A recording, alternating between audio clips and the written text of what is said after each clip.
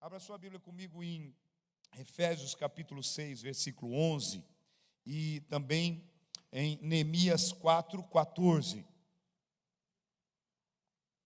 Efésios 6, 11 e Neemias 4:14. A minha perspectiva hoje não é fazer um sermão especificamente, mas trazer algumas palavras de instrução a respeito da família. Eu queria realmente ser bem pontual em algumas questões que entendo ser importante que a gente ter esclarecido dentro de nós, mas, claro, o embasamento bíblico para isso é muito importante. A palavra de Deus em Efésios capítulo 6, 11 diz: revesti-vos de toda a armadura de Deus, para que possais estar firmes, ou para que possais ficar firmes, ou para que possais permanecer firmes contra as astutas ciladas do diabo. Revesti-vos de toda a armadura de Deus, para que possais estar firmes contra as astutas ciladas do diabo. Neemias 4:14 diz assim: não, é a parte B do versículo, não tenham medo deles. Lembrem-se de que o Senhor é grande e temível, e lutem pelos seus irmãos, por seus filhos, por suas filhas, por suas mulheres e por suas casas.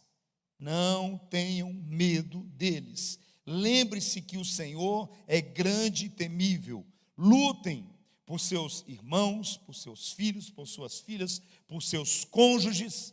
Lutem por suas casas. Nesse tempo que nós estamos vivendo, especificamente nessa era, nessa época, no século 21, esse século digital, esse século em que as mudanças, elas parecem acontecer todos os dias, rapidamente. Uma das coisas que nós percebemos é que dos canhões que o diabo tem mirado ao seu alvo é contra as famílias. Você pode perceber que a família tem estado constantemente sobre ataques contínuos do inferno. É um ataque sistemático, contínuo. É um ataque atrás do outro contra várias situações envolvendo as famílias. É algo real, é algo perceptivo, é algo que a gente sente, e é interessante a gente perceber que Satanás ele tem usado vários mecanismos, vários processos para atacar a família. Começa de uma forma muito específica, através dos governos, dos sistemas judiciários, através das escolas, das faculdades, através da mídia, através do mundo das artes, dos artistas, ou seja, através do próprio processo de reportagens e tudo mais, ou seja, há um complô. A palavra que eu poderia falar assim, há um complô maligno contra as famílias. Você consegue perceber isso? Você tem uma ideia do que se passa? Em todo tempo, em todo lugar, a gente está sendo bombardeado. E qual é o objetivo desse complô maligno? Destruir uma instituição chamada família, uma estrutura chamada família. Olha para você. Quem seria você sem a sua família? A família que Deus te deu, ou a família que você nasceu, ou a família que você constituiu. Quando nós olhamos, nós entendemos também e vemos como é tremendo o próprio processo da família espiritual. Mas, olha, hoje eu tive o privilégio desse dia de ação de graças, nesse dia da família, de poder almoçar com a minha família, de ter lá os meus netos, as minhas noras, de ter lá os meus filhos comigo. E é tremendo a gente poder assim estar, e eu dava graças a Deus de poder ter uma família e de poder desfrutar da minha família, porque tem muita gente que tem uma família, mas não pode desfrutar da família. E aí o que acontece? Quando Satanás vê uma família feliz, o que ele tem? Ele tem ódio. Quando Satanás vê uma família unida, o que ele tem? Ele tem ódio, porque se é uma coisa que o diabo não tem é família. Concorda comigo? Você pode perceber que Deus é um Deus família, é o Pai, o Filho e o Espírito Santo. Jesus, ele veio ao mundo, ele não veio aleatoriamente. Deus poderia ter dito assim: olha, mandei o meu filho lá num castelo, ele está cercado de monges e tudo mais. Não, Jesus nasce no seio de uma família, Maria, José, os irmãos, um monte de rolo lá. Jesus, pensa uma coisa, você vai perceber que Jesus e a sua família tinha lá um monte de situação que envolvia, era uma família normal como a nossa. Ou seja, no que nós entendemos é que Deus também, quando estabeleceu o princípio, o processo da humanidade, o que ele estabelece? Uma família. Ele olha, ele vê, ele cria o mundo, ele coloca o homem lá, mas ele observa que o homem sozinho era triste, ele ficava limitado nas suas funções pela qual ele foi criado, e aí Deus dá a ele uma esposa, e do relacionamento de um homem e de uma mulher, de um marido e de uma esposa, que se tornam uma só carne. Ali Deus faz com que surja aí a primeira família da terra. Mas nós percebemos o seguinte, que se o inimigo tem toda essa fúria contra a família, Deus tem um projeto para a família. Deus tem uma proposta de bênção, de abençoar as famílias. E é por isso que o tema dessa ministração hoje é identificando e protegendo a família dos ataques do nosso tempo. É por isso que nós olhamos para a palavra e o apóstolo Paulo, de uma forma muito contundente, ele começa a dizer no capítulo 6 de Efésios para nós: olha, revistam-se de toda a armadura de Deus, para que vocês possam resistir todas as tentativas, os ardis, tudo aquilo que Satanás tem intentado contra vocês, e isso envolve o processo da família. Então nós precisamos proteger a família. Nós vemos também de uma forma muito específica Neemias estabelecendo um processo, quando a história de Neemias ela é muito marcante, porque Neemias ele é chamado por Deus para trazer restauração a Jerusalém, que o povo de Jerusalém tinha sido levado cativo, tinha sido levado embora. Os inimigos tinham possuído as casas, possuído a cidade, destruído os muros, destruído as portas, destruído as janelas. E os poucos que haviam restado, o que o inimigo tinha feito também era espalhar as famílias por lugares diferentes. E os poucos que tinham restado naquele lugar estavam cheios de medo, porque o inimigo estava constantemente dizendo: destruir as famílias, destruir essa cidade, destruir essas coisas. Aí Deus chama Neemias e diz assim: volta lá, vai lá para Jerusalém, restaura aquela cidade. E Neemias sabia que o processo não era meramente algo material, de reconstruir muros, portas, casas, mas era um propósito de reconstruir a estrutura de famílias, era estabelecer. E ele dizia assim: então, olha, agora, se vocês querem ser vitoriosos, vocês precisam lutar. Nós precisamos juntos lutarmos uns pelos outros. Lute pelos seus irmãos, ou seja, pela família espiritual. Lute pelos seus filhos, lute pelas suas filhas, lute pelos seus cônjuges, ou seja, pela família biológica. Então ele está dizendo: se você quer ser bem sucedido, você precisa lutar. E a palavra lembre-se que o Deus que vocês têm, Ele é grande, Ele é temível. Lembre-se disso. Então não tenham medo do inimigo. É debaixo dessa perspectiva que nós precisamos realmente encarar todos os desafios, todos os ataques que o inimigo tem lançado contra a família nesse tempo. Eu não vou conseguir entrar em maiores detalhes, que a gente vai processar em outros momentos aqui, mas eu queria trazer para você alguns entendimentos que muitas vezes o que acontece quando a gente fala de família. Uma das coisas que o Senhor falou muito forte comigo é o seguinte: que a gente tem uma tendência de, quando a gente fala de família, da gente se emocionar, e é normal, e sim, sabe por quê? Porque nós sabemos o quanto foi doloroso cada processo que passamos em família, o quanto doeu, o quanto dói cada saudade, o quanto doeu, o quanto dói cada abuso, o quanto cada processo que a gente passou, o quanto foi também desafiador momentos que nós vivemos e passamos na nossa vida. Você sabe, às vezes, momento que você teve que dividir um bife para 3 em família, em momentos de dificuldade. Você sabe os momentos assim que só você e o seu marido só sabem exatamente, só você e sua esposa sabem exatamente todo o preço que pagou por causa de algumas circunstâncias em família. Então é natural que a gente se emocione, que a gente quebrante o coração. É natural que quando a gente recebe uma palavra de impacto, a profecia, que tremendo, eu estou impactado que o Ministério de Louvor hoje tomou o seu mandato profético nesse lugar para liberar sobre nós, para profetizar, para liberar através do louvor aquilo que Deus tem para nós. E a gente recebe, a gente se emociona e a gente vai em frente. Mas o inimigo às vezes ele tenta levar a gente para um outro lugar, que é o lugar do vitimismo.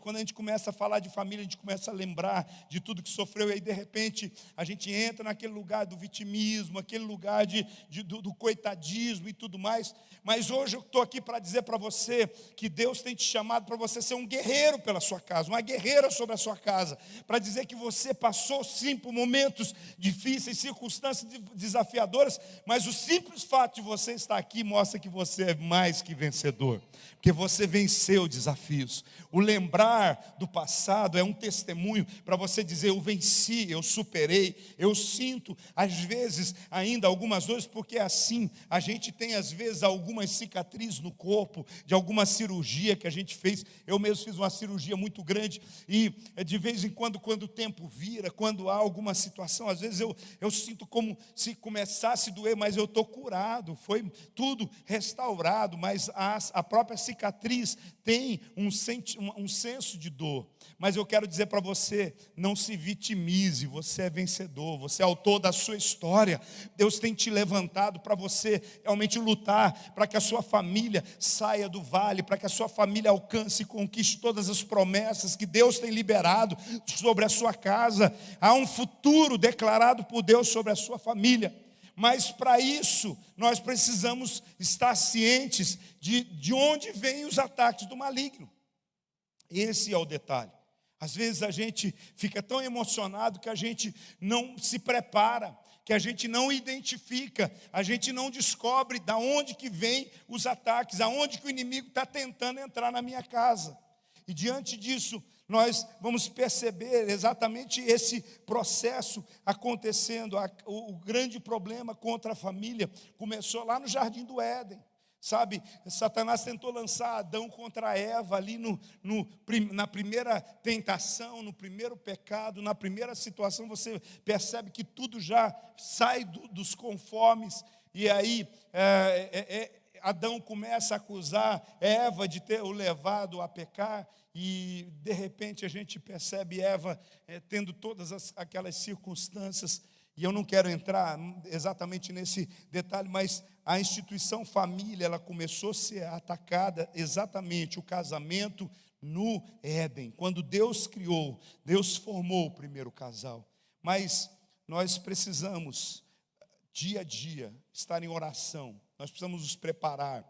Nós precisamos estar realmente preparados para cada situação que o inimigo lança contra a família, porque há uma crise global, há uma tentativa global de destruir a família. O que nós precisamos orar, e eu profetizo e quero declarar sobre a sua vida, e o que eu quero hoje é trazer um despertamento para que haja discernimento sobre os ataques malignos, discernimento sobre o que está acontecendo, discernimento é muito importante, discernir os espíritos, discernir as intenções, discernir os ambientes. Às vezes a gente está num determinado lugar, a gente expõe a nossa família a determinadas coisas e a gente não discerne o que está por trás. Às vezes a gente está até no meio de um momento de diversão em família, vendo um filme, está num outro lugar, mas a gente não discerne o que é que está por trás daquilo tudo, tentando muitas vezes fisgar a sua família. A gente tem que discernir até mesmo as amizades. A gente tem que discernir as pessoas que se aproximam, às vezes mal intencionadas, porque, deixa eu dizer para você, há muitas pessoas que você jamais sonha, que são extremamente mal intencionadas com relação aos seus filhos, com relação a questões de pedofilia, com relação a questões assim de pornografia, de prostituição, e principalmente nesse mundo digital que nós estamos vivendo. Abra os olhos, peça discernimento espiritual, sabe? Tem gente acima de qualquer suspeita. Talvez você vai falar assim, mas eu vou ficar agora nessa teoria da conspiração. Não, não é na teoria da conspiração, é na teoria de que o Espírito Santo vai te trazer sempre a revelação, o entendimento do cuidado que você precisa ter com filho e com filha. Não importa se é de 2, de 3, de 5, de 10, de 12, de 15 anos, de 18 anos. É fundamental a gente entender que o diabo, ele quer destruir a sua geração. E sabe quem é que vai proteger? Você, no poder do Espírito Santo, você na autoridade de Deus sobre a sua vida. E às vezes a gente precisa ajudar, pastor Paulinho, a proteger os nossos sobrinhos, sabe? Porque às vezes a gente tem discernimento espiritual, sobrinhos e outros da família, e os nossos familiares às vezes são uns boca aberta, desculpa a palavra, mas essa é a verdade. Tem gente que não vê perigo em nada, sabe, irmão? Então, às vezes são algumas questões bem... Esse tipo de coisa, a pastora é muito melhor para falar e ensinar para vocês. Ela realmente tem se especializado nesses processos. E a gente chora bastante, às vezes, diante de alguns casos que a gente acompanha, algumas situações. Porque melhor é prevenir do que remediar. Melhor é você antecipar-se para que o problema não aconteça, porque a cura dos traumas que vêm depois de processos de abuso, de processos os filhos sentem abandonados pelos pais, sentem várias questões, e nós precisamos cuidar com tudo isso. São tentativas do inimigo contra a família. Diante disso, nós precisamos buscar discernimento espiritual. Discernimento a respeito das motivações, discernimento a respeito das coisas que estão ao nosso redor.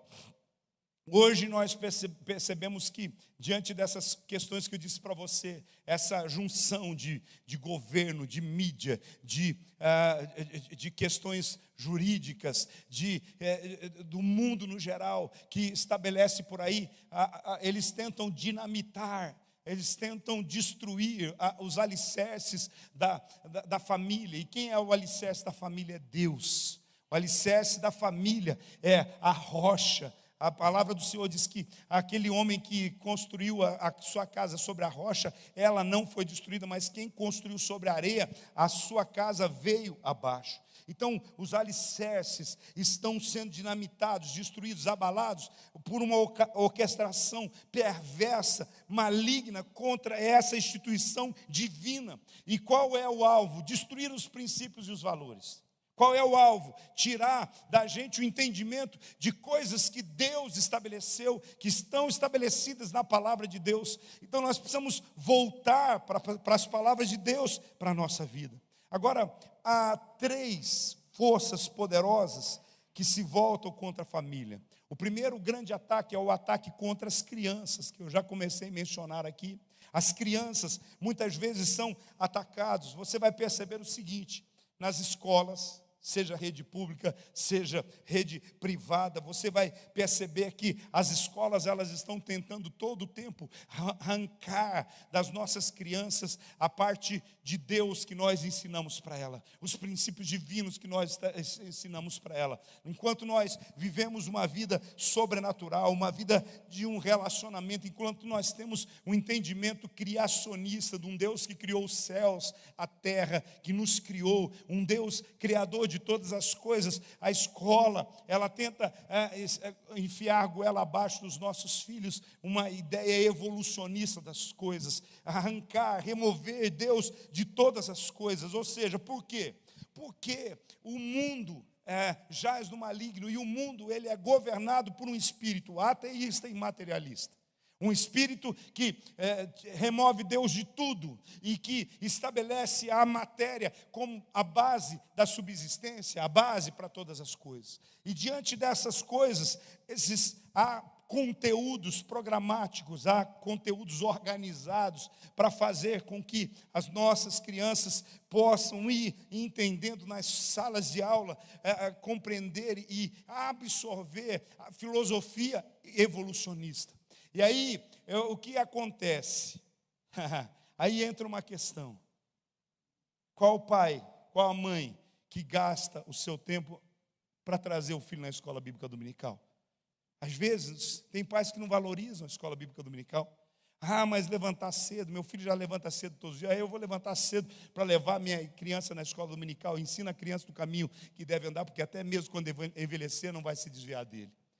E é um dia só na semana, 1 hora só, e muitas vezes é muito pouco aquilo que a criança fica exposto às verdades de Deus, e o seu filho fica 5 dias por semana na escola, 4, 5 horas, alguns têm até mais, outros períodos, às vezes em tempo integral. O seu filho fica mais na escola do que com você. O seu filho fica exposto a mais ensinos da escola do que os ensinos que você tem para dar, mais ensinos do que a igreja tem para dar. E muitas vezes a gente fica perguntando assim, mas o que aconteceu? Por que Deus permitiu que o meu filho entrasse nesse caminho? A culpa é nossa. A responsabilidade é nossa, de muitas vezes não termos tido a nossa postura, como homens e mulheres de Deus somos chamados olha o que aqui Neemias diz: lute pelos seus filhos, lute pelas suas filhas, lute pela sua família. E que tipo de luta que você vai fazer? Eu luto todo dia para dar comida e pão. Não é esse tipo de luta que o Neemias está falando aqui. Ele está falando de luta espiritual, ele está falando de luta por conceitos. E diante dessas coisas nós precisamos ter esse entendimento que tudo começa muitas vezes pela teoria de dizer como a vida começou. E aí na igreja a gente ensina, e louvado seja o nome do Senhor Jesus, que quantas são as crianças que a gente vê eles contando as histórias bíblicas da criação, quantas são as crianças que a gente vê contando a história bíblica de Jonas. Existem tantas histórias magníficas e extraordinárias. Mas eu quero que você entenda, os pais não podem negligenciar a educação dos seus filhos, a educação espiritual, os princípios. Os pais não podem negligenciar o orar com seus filhos, juntos com seus filhos. Mas o meu filho é muito pequeno. Cada criança, desde pequenininho, você precisa ensinar a orar na hora da comida, a orar na hora de deitar-se, a orar na hora de levantar, a agradecer a Deus quando ganha um presente, a ser realmente generoso naquilo que Deus tem feito. Isso tudo é uma construção que vai se estabelecendo dia a dia. Às vezes o diabo coloca na sua mente que não tem tempo, ou você transfere a responsabilidade para uma babá, ou você não tem, às vezes, tem uma refeição da semana só no final de semana com os filhos, e às vezes no domingo ainda esquece de ter o momento de dar as mãos, de orar juntos para agradecer.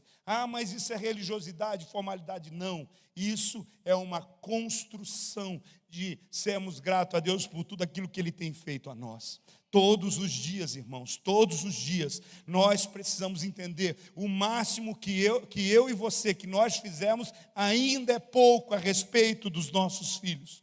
Nós temos muitas professoras, pedagogas, gente aqui da igreja que pode dizer para mim exatamente o que é que está acontecendo nos processos educacionais, o que vem dinamitando as famílias. O principal alvo de Satanás são as nossas crianças. Então deve ser o nosso principal alvo de proteção, de oração, de levar aos pés do Senhor, de ajudar e ter a ajuda da igreja como corpo de Cristo nesse processo de proteção, de ensino, de ajuda às nossas crianças. O segundo ataque do inimigo é na questão da disciplina do lar, que envolve também as nossas crianças. A disciplina no lar. Mas como assim? Veja bem, existem hoje muitos questionamentos a respeito de que cada um tem a sua ideia do que é disciplinar uma criança. A primeira coisa que eu quero que você entenda é que a palavra disciplina, ela vem de discipulado. É da mesma raiz de discipulado. E quando a gente fala de disciplinar a criança, diz respeito, não é a criança apenas, trazer sob disciplina os nossos filhos, a nossa família de forma disciplinada, discipulada, ou seja, segundo a palavra de Deus aplicada com sabedoria, com disciplina, e a Bíblia diz que é isso que livra a alma da criança do inferno. Olha só, Provérbios 23, 13 e 14. Vê o que diz aí na sua Bíblia. Mas essa palavra ela é muito literal e eu quero que você ouça o que a Bíblia diz. Não evite disciplinar a criança, porque se você a disciplinar com a vara, ela não morrerá. Discipline-a você mesmo com a vara e assim você livrará a alma da morte. Mas como assim, apóstolo? Você está falando que eu tenho que espancar a minha criança? Não, não é nada disso. Eu estou lendo o que a Bíblia está dizendo e eu estou dizendo para você, a disciplina, ela envolve um entendimento claro do que é que Deus tem para a vida das nossas crianças. Eu conto a minha experiência, a minha experiência. Não é a minha experiência de pai, é a minha experiência de filho. Eu fui criado numa família extremamente cristã e rigorosa. Eu quero dizer para você, atrás da porta da cozinha da minha casa tinha uma varinha ungida. Eu devo ter apanhado com aquela vara umas 2 vezes apenas. No máximo, que eu me lembre, foram umas 2 vezes. Depois que eu levei 1, 2, 3 varadas do meu pai, e eu acho que da minha mãe, talvez sejam as 3 vezes. Eu lembro de ter apanhado 2 vezes da minha mãe e uma do meu pai, pelo menos. Mas não é que eu era bonzinho, não. É que eu aprendi realmente viver debaixo de princípios. A minha mãe e meu pai nem precisava usar a vara. Falava assim, ó, tá vendo aquela varinha lá? Ou você se comporta ou ela vai funcionar. Você está entendendo? O que eu quero dizer para você é o seguinte, eu não estou querendo dizer para você aqui, espanque seu filho, bata no seu filho, nada disso. Mas nós vivemos num tempo que os pais, na verdade, não têm discipulado, disciplinado e cuidado da educação dos seus filhos.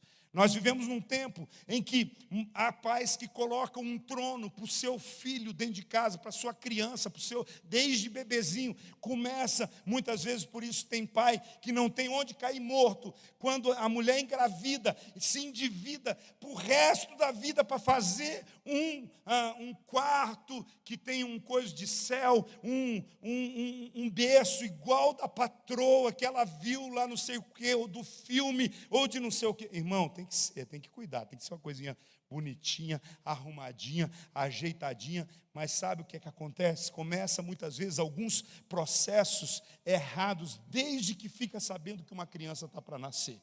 Às vezes começa a passar uma imagem errada, começa a estabelecer coisas erradas, e aí faz-se uma idolatria de um filho, faz-se uma idolatria de um processo. Irmão, se você tem condição, faz casinha na árvore, faz o que você quiser para o seu filho, sem problema. Não é disso que eu estou falando, eu quero que vocês entendam. Eu estou sendo bem contundente nesse processo para você compreender uma coisa. Quem tem que ter um trono na sua casa é Jesus. O único que tem que ter um trono na nossa casa é Jesus. Os nossos filhos, eles têm que ter conforto, eles têm que estudar bem, nós tem que ter amor, eles têm que ter carinho, eles têm que ter atenção, mas não pode faltar a disciplina.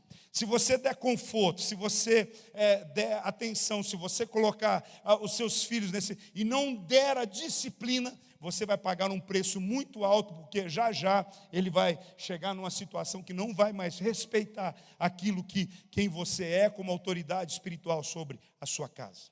Então, é importante a gente entender que a questão da disciplina tem a ver com discipulado. A questão da disciplina tem a ver com propósito. A questão da disciplina tem a ver com você estabelecer a vontade de Deus. Porque toda ação instrutiva e discipuladora vai trazer na sua vida esse processo de construir homens, de construir mulheres honrados e honradas que vão realmente fazer a diferença na sociedade.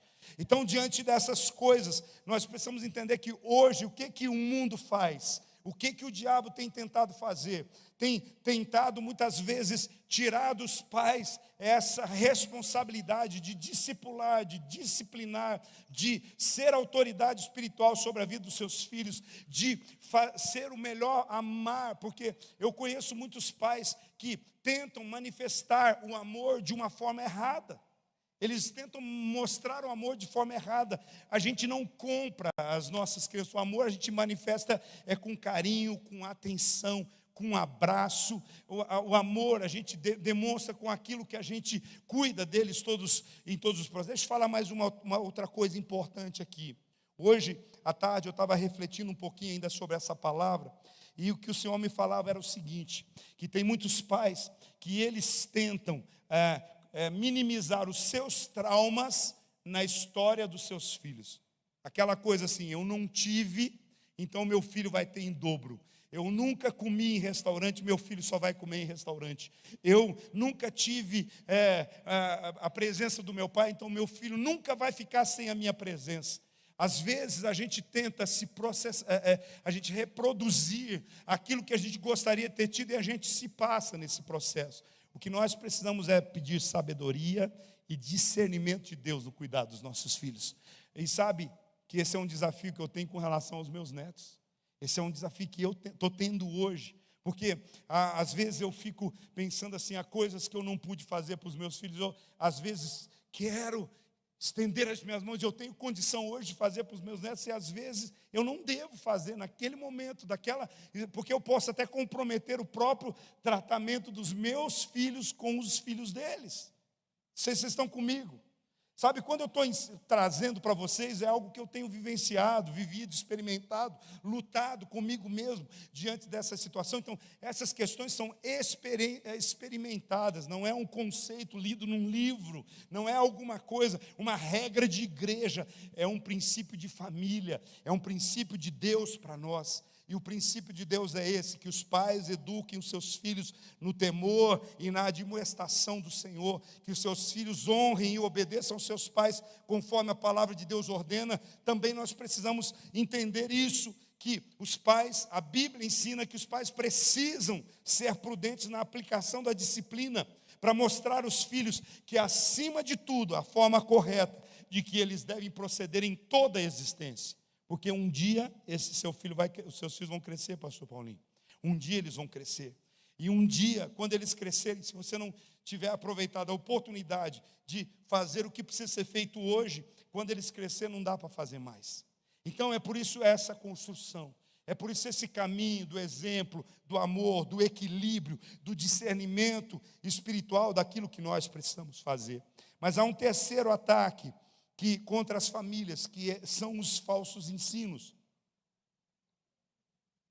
Há diversas novas maneiras e até teologias, ataques até dentro da igreja, que vão contra esses princípios da palavra de Deus.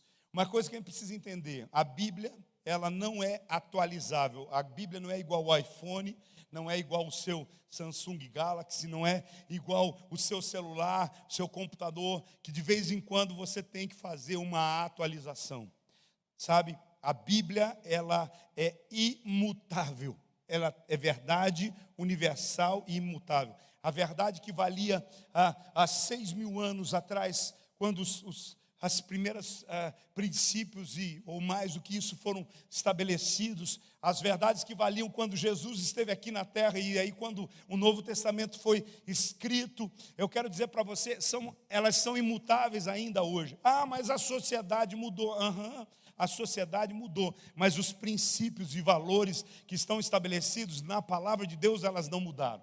Se a gente pegar qualquer sociedade hoje e expor essa sociedade aos princípios dos 10 mandamentos, ela vai ser uma sociedade quase perfeita. Só não vai ser perfeita por causa do pecado que mora no coração dos homens.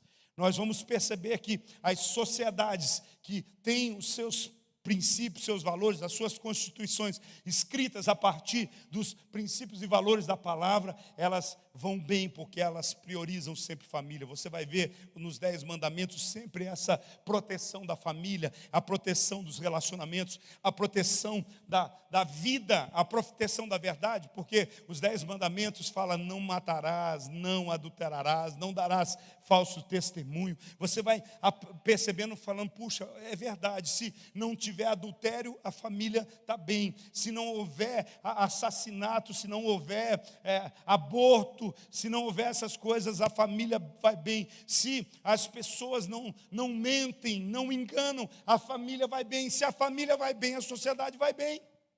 Está comigo, irmão? Você está entendendo? E é isso que nós precisamos entender, que esses ataques do inimigo é tirar a gente para longe da palavra, porque daí o diabo faz da família gato e sapato. Porque tudo que você encontra no mundo hoje é adultério, é fornicação, é prostituição. Tudo que você encontra hoje no mundo é uma cultura completamente sexualizada, uma cultura completamente envolvida e mergulhada na pornografia. Os nossos filhos estão expostos a isso. Hoje, o mundo digital tem trazido todas essas possibilidades. E aí você vai percebendo que se você não lutar pela sua família, se você não lutar pelos seus filhos, se você não lutar pelo seu casamento, pelo seu cônjuge, se você não lutar pelos seus irmãos, você vai perder essa guerra. E é por isso que eu estou aqui para dizer para você que existe uma armadura de Deus que você pode estar vestindo ela. Eu estou aqui para dizer que existe uma unção de Deus que você pode estar lutando a partir dela. Eu estou aqui para dizer que existe a palavra de Deus como a espada do Espírito que traz para mim e para você o direcionamento do que é que nós podemos e devemos fazer com as nossas famílias. Agora, lutar pela nossa família significa que, às vezes, nós vamos ter que trazer situações para serem resolvidas, para que alguém possa orar conosco, nos aconselhar, nos ajudar. Às vezes, a gente vai precisar de alguém que entra dentro da nossa casa, um líder espiritual, um conselheiro, um pastor, para poder nos ajudar a organizar algumas áreas da nossa vida. A gente sabe como isso é importante. Nós temos muitos testemunhos de pessoas que estavam prestes a se separar, e às vezes um casal de Deus entra com um conselho, com uma ajuda, com coisas, com oração, e as coisas começam a mudar. Ninguém sabe tudo, ninguém nasceu sabendo todas as coisas, e é por isso que nós precisamos estar entendendo que Satanás, ele tenta bagunçar o ensino, ele tenta bagunçar os princípios e os valores, tenta trazer algumas teologias liberais até mesmo, para tentar destruir a família.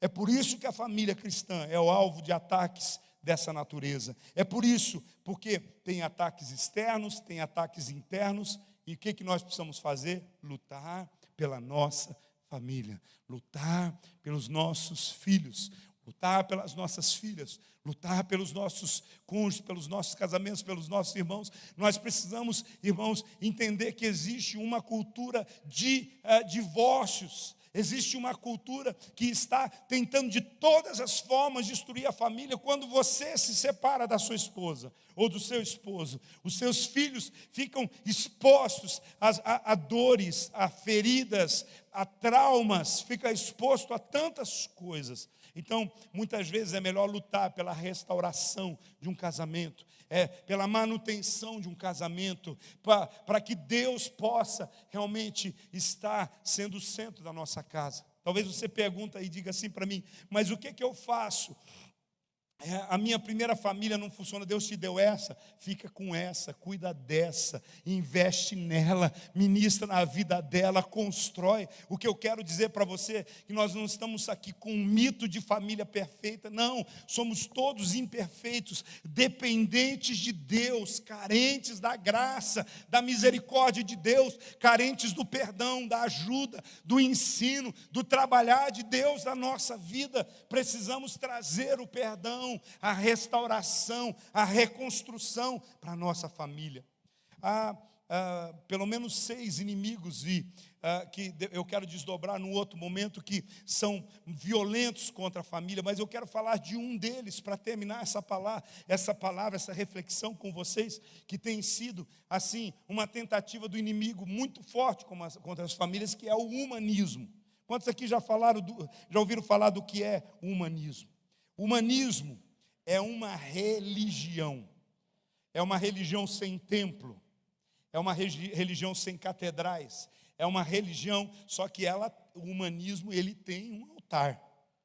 Toda religião, ele tem um altar. Toda religião, ele tem um altar. E todo altar, ele é construído com o propósito de haver algum sacrifício. Concorda comigo? Então, eu quero dizer para você, nós servimos a Jesus Cristo, nós somos cristãos, nós temos um altar. O altar é o nosso coração. O sacrifício é o nosso louvor, é a nossa adoração, como Romanos 12, 1 e 2 nos ensina ali, de nos oferecemos nossos corpos como sacrifício vivo, santo e agradável a Deus. No Antigo Testamento, o altar era realmente um lugar onde um animal era ali preparado e era oferecido, era queimado, ou o lugar onde uma oferta de libação, uma oferta derramada de vinho ou de água ou de algo especial era derramado diante de Deus. Ou seja, um altar, ele exige um sacrifício. O humanismo, ele é um altar.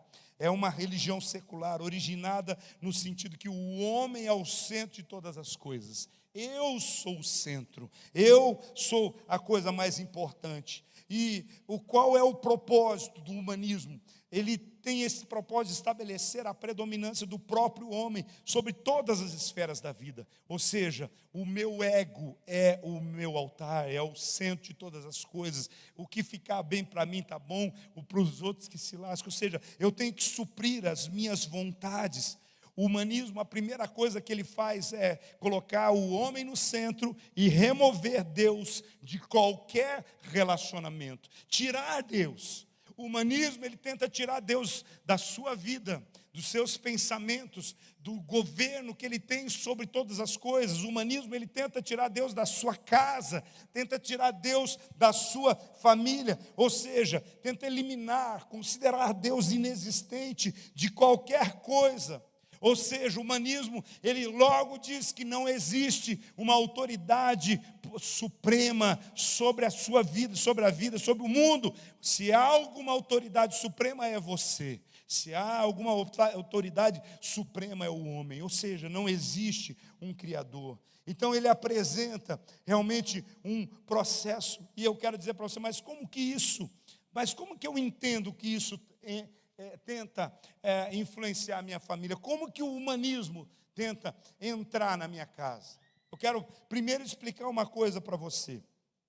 Nós vamos entender o seguinte: enquanto que a Bíblia, vamos lá, a Bíblia ela diz, Deus está entronizado. O humanismo diz, o homem, ele se entroniza a si mesmo. Enquanto a Bíblia diz, Deus é autoridade absoluta. O humanismo diz, o homem é autoridade suprema sobre si mesmo. Enquanto a Bíblia diz que Deus, ele revela a solução para todos os problemas da humanidade. Sempre, todos os problemas da humanidade vão ser sempre solucionados por meio da revelação da palavra de Deus. O que o humanismo diz para nós? O humanismo, ele tenta dizer para cada um de nós que o que realmente vai resolver os problemas da humanidade é a própria capacidade de raciocínio científico, é a própria capacidade do homem de receber. Ou seja, o homem tem em si mesmo todas as virtudes, raciocínios e capacidades para resolver os problemas da humanidade. A diferença também da posição bíblica é exatamente isso, que nós entendemos, a Bíblia diz que toda a revelação de Deus está arraigada, tudo que nós somos está arraigado, a revelação divina para nós. O humanismo diz exatamente ao contrário disso, que as possibilidades humanas elas são infinitas e o homem pode resolver qualquer coisa. Há algo também muito importante. A Bíblia diz que nós fomos criados para glorificar a Deus. Eu e você, o homem foi criado para glorificar a Deus. Sabe o que o humanismo diz? Que o homem existe para glorificar a si mesmo, para adquirir glória para si mesmo. É por isso que quando você olha para o mundo, você vai perceber que todo mundo está à busca de ter pelo menos 5 minutos de fama. Todo mundo quer ter sucesso, quer postar, quer que a imprensa saiba, quer escrever livros a respeito do seu sucesso. E a maioria dessas pessoas é porque quer glorificar a si mesmo. Diante dessas coisas, nós vamos ver também a Bíblia falando que nós vivemos por uma fé sobrenatural. Já o humanismo fala, confie na natureza, confie no naturalismo. A natureza, ela é capaz de resolver, ela se explica, ela se resolve, ela faz todas as coisas. A Bíblia fala que a salvação é uma dádiva, um dom, um presente de Deus para nós. O que o humanismo diz? Que a salvação do homem ela é alcançada a partir da ciência humana, ou seja, da capacidade da ciência. É a ciência que vai resolver todas as coisas e explicar todas as coisas. E, em penúltimo, diante de várias questões, que eu queria só mencionar algumas, mas a Bíblia fala que a moralidade ela é estabelecida a partir das leis de Deus. Ou seja, todos os princípios morais que nós temos a respeito de quem somos, o que somos em família, como nos relacionamos, como nós agimos, tudo isso é estabelecido através da instrução da Bíblia Sagrada, da palavra de Deus para nós. O humanismo já diz ao contrário, diz que a moralidade ela é estabelecida a partir de lógica humana, de compreensão humana, de como as pessoas realmente decidem.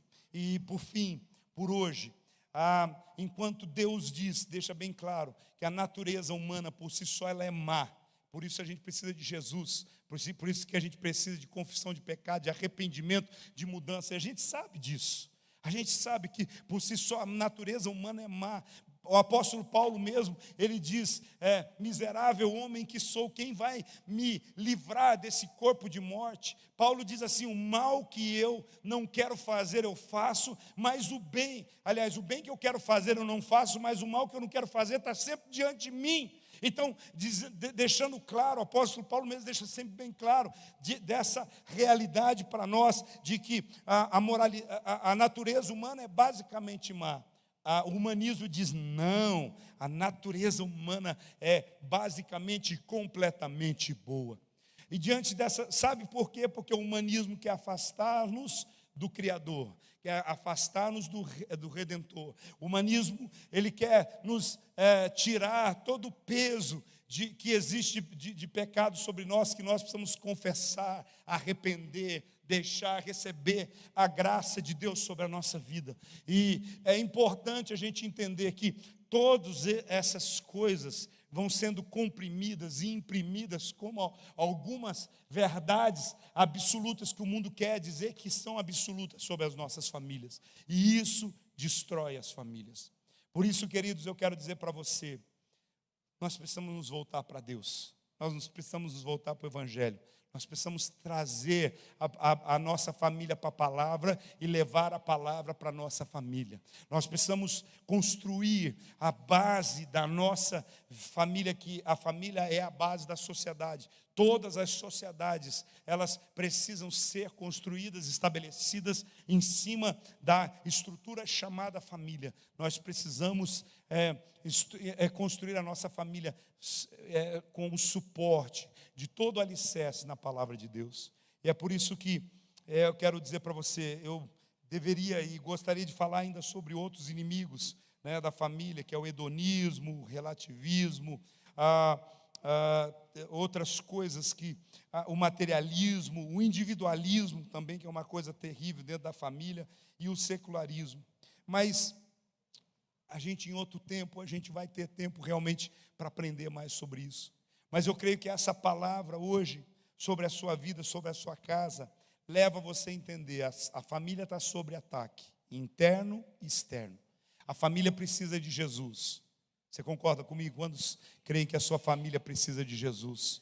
Quando Jesus entra na sua casa, na vida da sua família, as coisas começam a mudar. Então, diante dessas coisas, eu digo para você, deixa Deus entrar na sua casa, deixa Deus entrar na sua família. Decida hoje fazer como a palavra de Deus está dizendo para nós, que revista-se de toda a armadura de Deus, para que você possa vencer no dia mau. Lute pela sua casa, lute pela sua família. Se você for ver toda a história, a Bíblia diz em Efésios 6:11, e eu estou concluindo com esses princípios para você, dizendo o seguinte, que nós devemos estar revestidos com toda a armadura de Deus, fortalecidos no Senhor, versículo 10, e na força do seu poder, para enfrentarmos as astutas ciladas do inimigo. Você vai ver do versículo 13 ao versículo 18, que uma família protegida contra os ataques do inimigo, ela começa por cingir e se proteger os seus lombos com a verdade. Ela não deixa que a mentira de Satanás se propague na sua casa, na sua família, no seu relacionamento. Não deixa que a mídia, a escola, não deixa que os artistas, não deixa que os governos propaguem mentiras na sua casa, porque o pai da mentira é Satanás, e é por isso que ele tenta entrar no meio das famílias, distanciar elas da vontade de Deus por meio da mentira. Então essa família é a família também, conforme Efésios 6,15, que calça os pés com o evangelho da preparação da paz. Ela está sempre fortalecida na palavra. Então essa família, ela não permite que outra coisa esteja na sua vida, mas ela está caminhando nesses lugares difíceis através das pisadas do evangelho. E para apagar os dados inflamados do maligno, essa família usa o escudo da fé. Sem fé é impossível agradar a Deus. Sem uma vida de fé, se você não continuar crendo que Deus é galardoador daqueles que o buscam, ou seja, que Deus responde, que Deus abençoa, que Deus libera favor sobre aqueles que estão buscando, você não consegue realmente destruir o inimigo. Então, Satanás lança dardos inflamados para tentar destruir a sua fé, mas com o escudo da fé você se protege. E a família cristã ainda recorre ao capacete da salvação e à espada do Espírito. Nós temos a salvação de Deus para a nossa casa. Você tem a salvação de Deus sobre a sua vida, sobre a sua família. Você tem a espada do Espírito, que é a unção do Espírito, que traz o discernimento espiritual. Sabe, quando o diabo vem com palavras, com ações, com coisa, usa a unção do Espírito, a espada do Espírito, e dá para cima dele, corta ele, e remove ele da sua vida, mas não deixe de batalhar por sua casa. Coloque-se em pé.